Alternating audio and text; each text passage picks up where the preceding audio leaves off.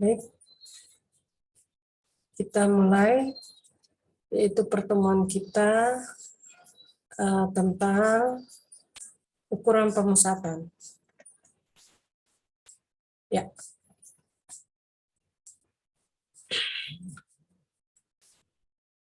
Kita bisa lihat di sini, untuk ukuran pemusatan, kita membahas tentang rata-rata hitung, yaitu berkelompok dan tidak berkelompok. Kemudian kita akan menghitung median, median juga, modus juga, dan kuartil juga. Kalau median dan modus bisa kita bagi menjadi berkelompok dan tidak berkelompok. Nah, kita masuk untuk rata-rata hitung. Ya, rata-rata hitung atau kita sebut min. Di sini nilai rata-rata dari data yang tersedia. Artinya, rata-rata hitung dari populasi kita beri simbol mu, sedangkan untuk rata-rata hitung sampel kita pakai X bar.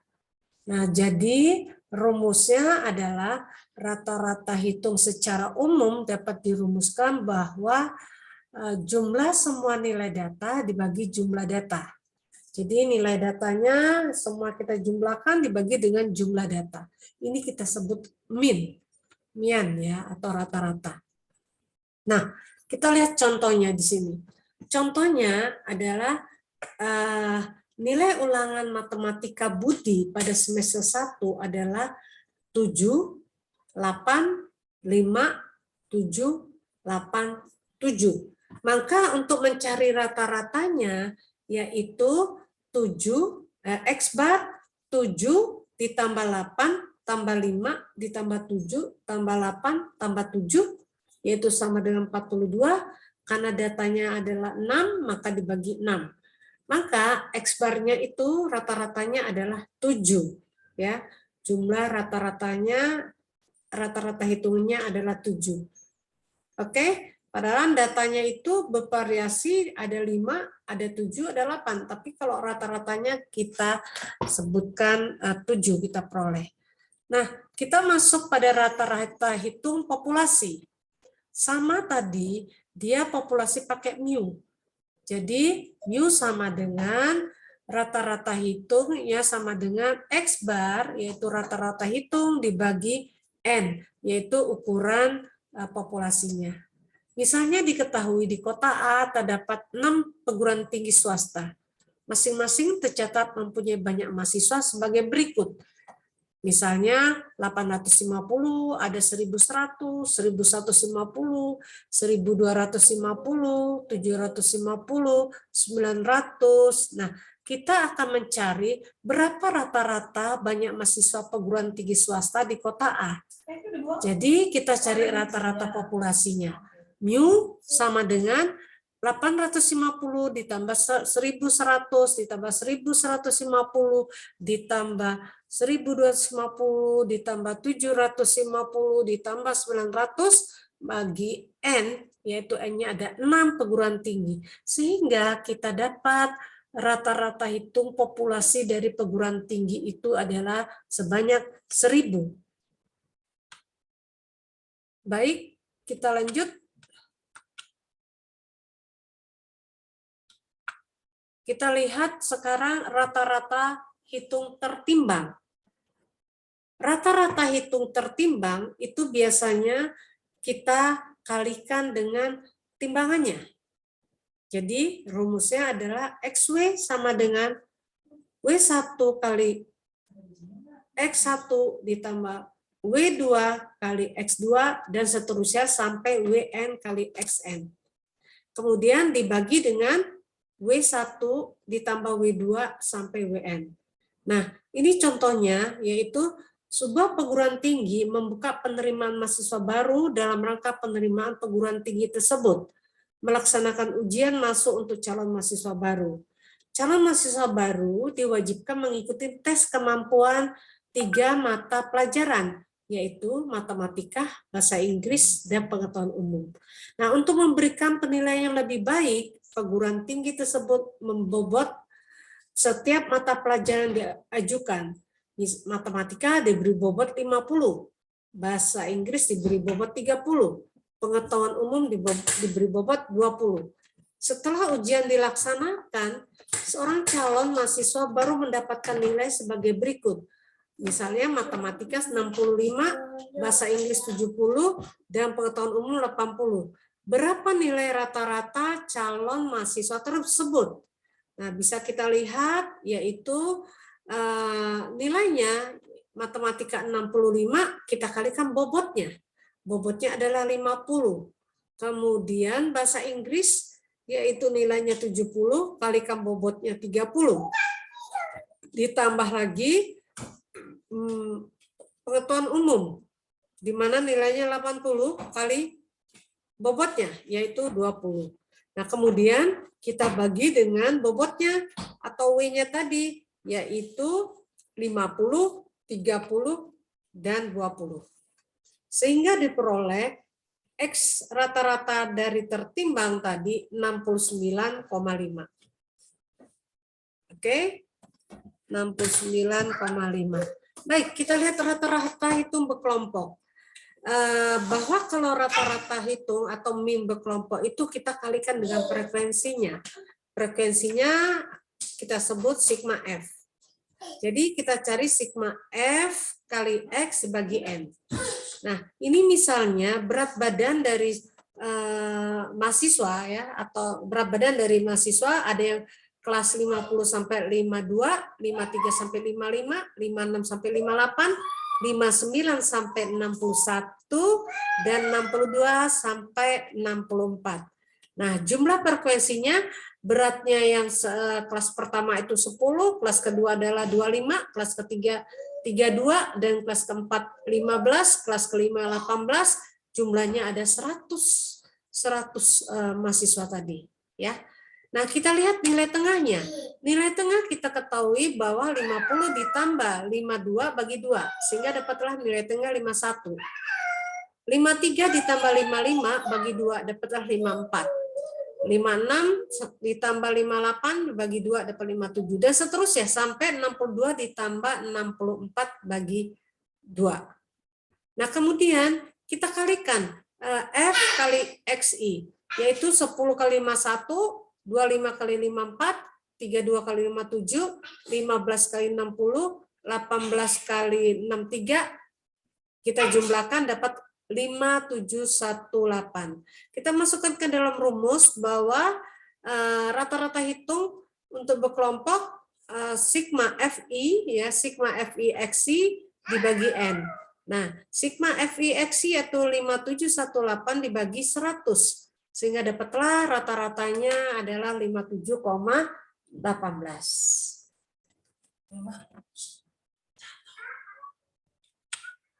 Baik, kita lihat lagi median. Ya, median kita lihat bahwa median itu kita lihat dulu ya. Median adalah sebuah nilai yang terletak di tengah dari data yang sudah diurutkan. Jadi, data kita urutkan dulu, kita ambil nilai tengahnya, itu kita sebut median. Nah, biasanya disimbolkan dengan ME atau MD, sama ya, median atau MD, ME atau MD itu. Nah, kita lihat di sini median untuk tunggal, tidak berkelompok. Pertama kita untuk data tunggal, pertama kita tentukan dulu jika data berjumlah ganjil, maka rumusnya adalah median sama dengan XN ditambah 1 bagi 2. Jika data berjumlah genap, maka mediannya adalah sigma N bagi 2 ditambah sigma N bagi 2 ditambah 1. Oke? Nah, untuk berkelompok, kita rumusnya median sama dengan batas bawah atau TB, batas bawah kelas median, ditambah N dibagi 2, dikurang frekuensi kumulatif, dibagi frekuensi, kali I. I-nya adalah interval. Oke? Nah, kita lihat contohnya. Data tunggal atau tidak berkelompok. Nah, di sini tentukan median dari data berikut 3, 7, 8, 6, 4, 5, 3. Nah, untuk itu kita tinggal karena data berjumlah ganjil, maka rumusnya adalah median sama dengan XN plus 1 bagi 2. Nah, ME-nya adalah sampai X7 ditambah 1 bagi 2. Kemudian ME sama dengan X4 dan ME-nya adalah 5. Jadi median dari data ada atas adalah 5. Ini untuk median dari data ganjil ya. Ini kan ganjil datanya 1, 2, 3, 4, 5, 6, 7. Ya, 7. Sehingga kita peroleh adalah ini. Nah, kalau misalnya kita lihat datanya itu genap ya, media dari data berikut ini genap. Oke. Saya lihatkan dulu.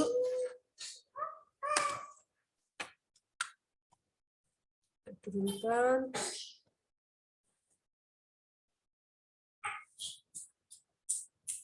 Nah, kita lihat di sini bahwa datanya adalah 5, 8, 7, 3, 4, 5, 6, dan 9. Oke. Nah, untuk itu, karena datanya genap, maka rumusnya median sama dengan sigma N dibagi 2 ditambah sigma N bagi 2 plus 1.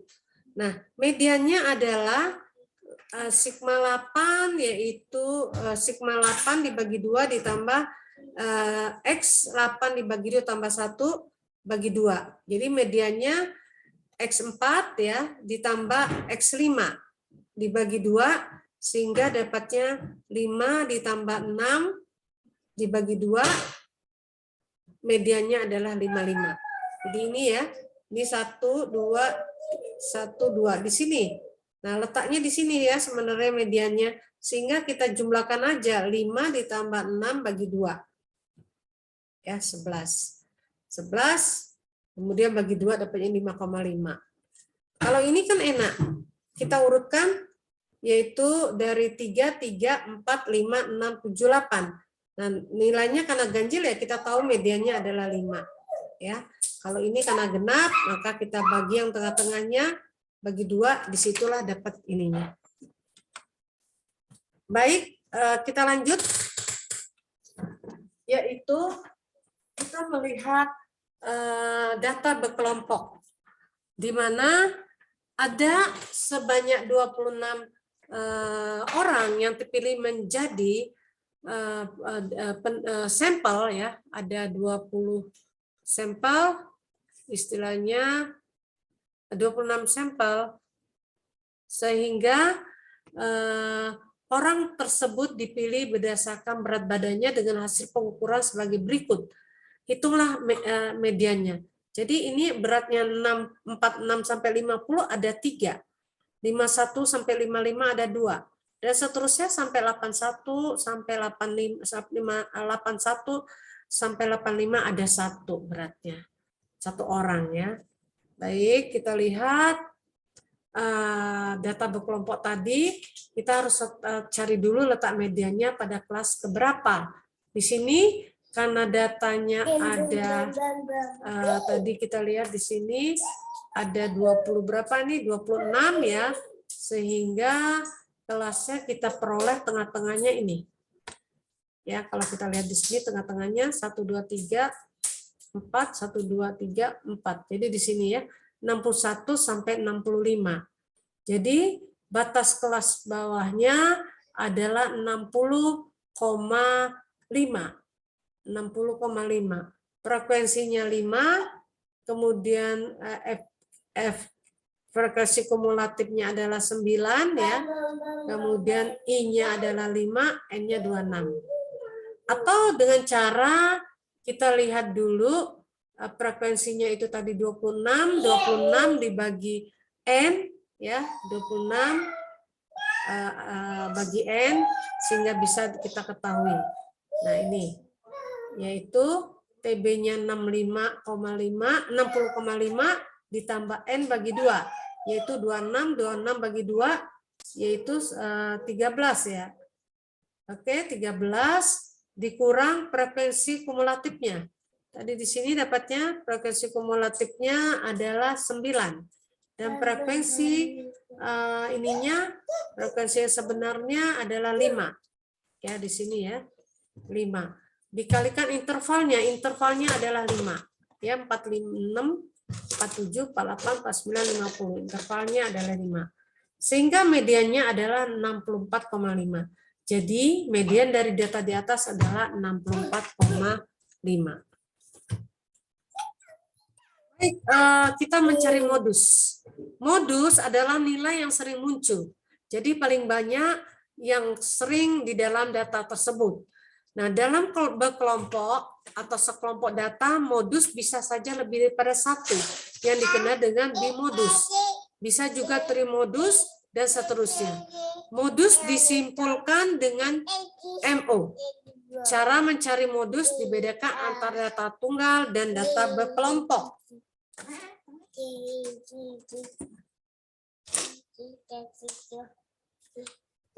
Oke, kita lihat lagi, yaitu modus, ya, modus dibagi 2. Jadi modus data tunggal tidak berkelompok, ya. Modus data tunggal adalah data yang jumlahnya terbanyak. Contoh, tentukan modus dari data ini. Kita lihat paling banyak mana? Ternyata yang paling banyak adalah 22 juga ada, 5 juga ada, 6 juga ada. Tapi yang paling banyak terbanyak adalah 6, ya. Nah, untuk data kelompok, modus akan berada pada kelas yang memiliki frekuensi terbesar. Kelas yang memiliki frekuensi terbesar disebut kelas modus.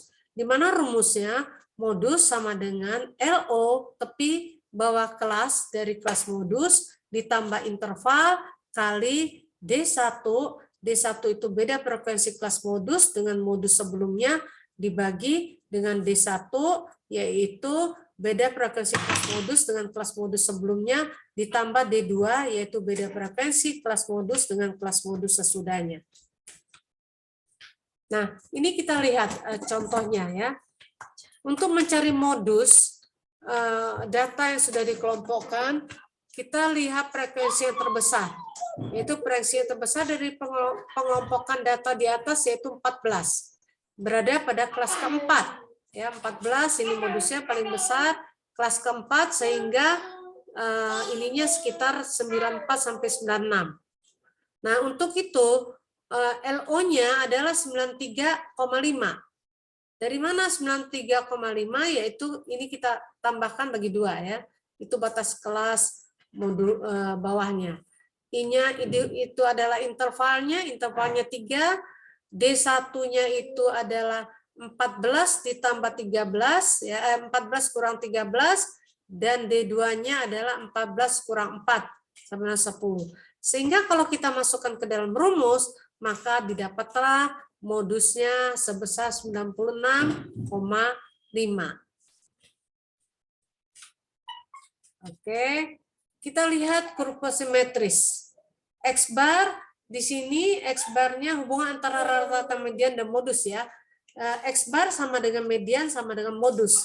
Ini kita sebut simetris ya, karena ini sama. Ya. Kemudian ini kurva condong ke kiri, di mana mediannya lebih besar pada modus dan lebih kecil pada X bar. Ini kita sebut kurva condong ke kiri. Ya. Kemudian kita lihat lagi kurva condong ke kanan, di mana mediannya lebih besar dari X bar dan lebih kecil dari modus. Ini, ya ininya gambarnya. Oke. Nah, kita lihat kuartil, desil, dan persentil. Ini sering juga dipakai. Kuartil itu apa, desil itu apa, persentil itu apa.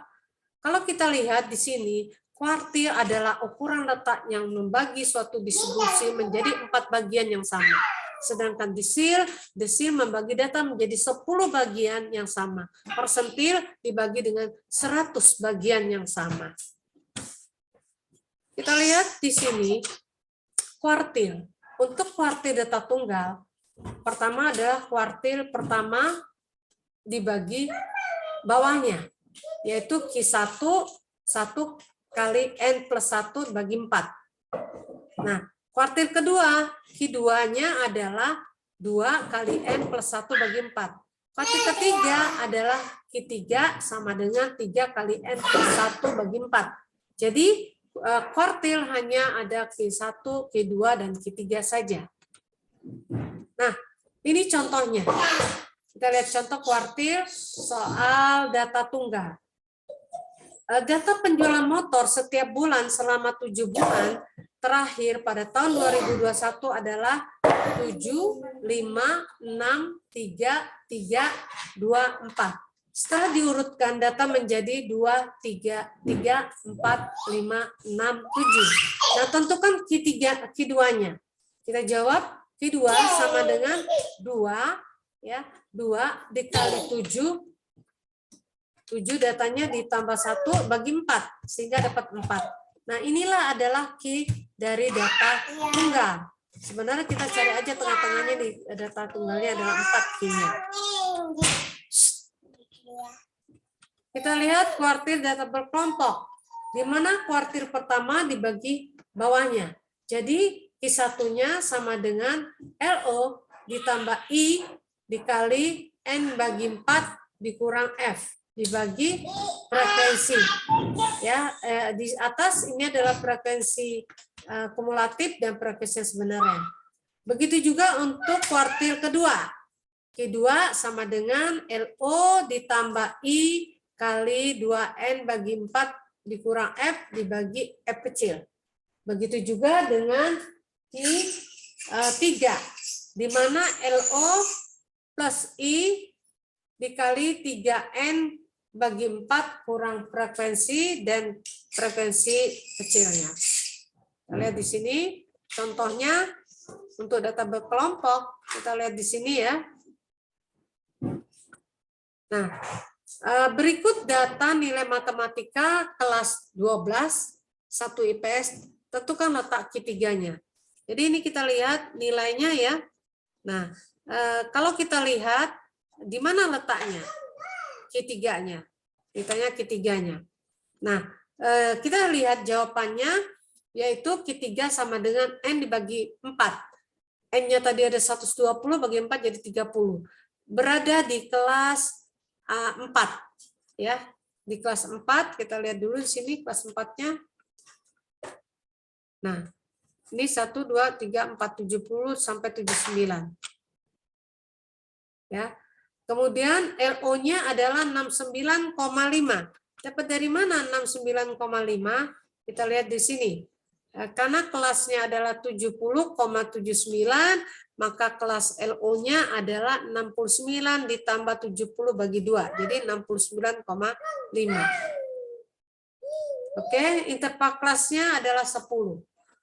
Jadi Q3-nya adalah Q3 sama dengan LO-nya adalah 69,5 ditambah intervalnya 10 dikali 3 kali N-nya. N-nya tadi berapa? Yaitu dibagi 4 ya. N-nya ada 120 bagi 4. Sehingga dapatnya 30. Kemudian frekuensi yang besar yaitu 23. 23 itu kita lihat frekuensi kumulatifnya ya harusnya 23. Kemudian frekuensi yang sebenarnya adalah 10, di mana datanya tadi dapat kelas ini 10. Ya. Oke, artinya ini kita jumlahkan dulu 4 tambah 5 tambah 12. Berapa jadinya itu frekuensi kumulatifnya. Nah, sehingga Q3-nya adalah 76,5. Baik, kita lihat desil. Desil dari data tunggal DI, ya kita sebut DI, desil sama dengan I dikali N plus 1 bagi 10. Nah, kita lihat contoh di sini, diketahui data 9, 10, 11, 6, 8, 7, 7, 5, 4, 5. Tentukan desil kedua. Ya, desil kedua atau D2. Kita lihat di sini desil kedua, yaitu D2-nya sama dengan 2 kali 10 plus 1 bagi 10. Di mana D2-nya jadi 2,2. Nah, D2 terletak pada urutan ke 2,2, sehingga kita peroleh adalah X2 plus 0,2 dikali X3 min X2, sehingga D2-nya adalah 5. Nah, kalau untuk data berkelompok, tinggal kita masukkan, yaitu DI sama dengan LO ditambah I dikali IN dibagi 10, min F frekuensi kumulatif dan frekuensi yang sebenarnya. Ini kita lihat ya. Dari data tersebut tentukan desil ke-9. Desil 9 yaitu 9 kali N bagi 100. Sehingga dapatlah 36. Nah, 36 itu desilnya. Berada di kelas 36 kelas 1 ya, kelas kelima. Berada di kelas kelima. 36. Berada di kelas kelima 61,65. Ya. Sehingga LO-nya adalah 60,5, interval kelasnya 5. Kita masukkan ke dalam rumusnya, ini 36, ya. F-nya itu 33, dapat dari mana F-nya? 3 tambah 6, 6, 7, 8, 9, tambah 3 lagi, 9 tambah 16, tambah lagi 8, sehingga dapatlah frekuensinya 33. Ya, kalau ini frekuensi kumulatif biasa, 7-nya ini. Oke, sehingga dapatlah 62,68. Baik, kita masuk persentil. Persentil itu dibagi dengan 100 ya. Rumusnya sama pada umumnya, tetapi dibagi 100. Nah, misalnya dicontohkan, diketahui 9, 8, 11, dan sebagainya sampai 4 ya. Data diurutkan, kita urutkan, tentukan persentil ke-30. Persentil ke-30 yaitu P30, 30 kali 10 ya. 10 ditambah 1. Sama dibagi 100, dapat 3,3. Nah, P30 terletak pada urutan 3,3. Berarti sekitar ini ya, 1, 2, 3 nih. Data diurutkan 1, 2, 3, sekitar ini. Ya. Sehingga P30-nya adalah sigma X ditambah 0,3 kali X4 ya, X4 dikurang X3. Dia kan tetap di sini X4 dikurang X3. Sehingga dapatlah persentil 30 5,3. Baik, persentil untuk data berkelompok. Kita lihat data berkelompok, ditanya persentil 25. Persentil 25 itu 25 kali N bagi 100. N-nya adalah 40, 25 kali 4 bagi 100 sama dengan 10. Jadi berada di kelas ketiga. Ya, di kelas ketiga yaitu 55 sampai 51 sampai 55. LO-nya adalah 50 ditambah 51. Ya, itu LO-nya jadi 50,5. Interval kelasnya yaitu 5. Jadi P25 kita bisa masukkan dalam rumus, dapatlah 50,81. Itu persentilnya. Baik, sampai di sini ada yang ingin bertanya? Ya, kalau tidak, kita akhiri pertemuan kita untuk kali ini. Wassalamualaikum warahmatullahi wabarakatuh.